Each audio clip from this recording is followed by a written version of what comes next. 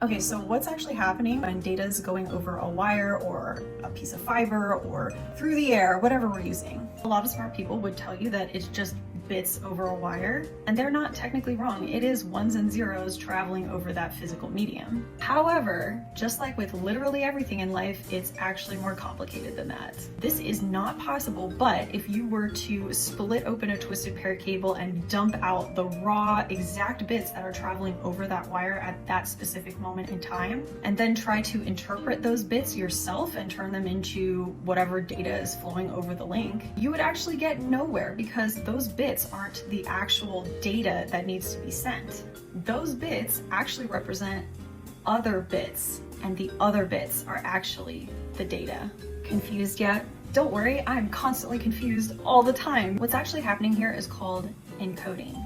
We're basically using a sequence of bits to represent another sequence of bits. This might sound redundant, but there's actually a few very good reasons why we have to use encoding in order to send and receive data. One of these reasons is, just like with humans communicating with each other, two pieces of software and hardware cannot read each other's minds. They're separate entities, so one can't know exactly what the other one is thinking or trying to say. Under this context, encoding is really just a method of communication that both sides agree upon so that one knows what to expect from the other one. There's also another issue that encoding addresses, and that's something we're all familiar with even if we don't know the details of it, and that is data transmission rate. How fast can data move over that wire? Now, there's actually quite a bit of complicated math and physics behind all of this, because you have to take into consideration how fast you want your data to move, the abilities of both devices on either end of this link, and the physical limitations of the medium that you are using to move that data.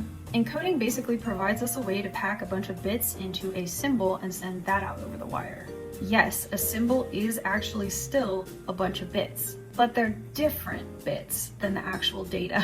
I'll go into why we do this in a separate video, but packing a bunch of bits into a symbol is actually a pretty efficient way of sending data over a line while still adhering to all the rules we need to adhere to for various physics and mathematical reasons, at a specific frequency that allows you to send it at the transmission rate you want.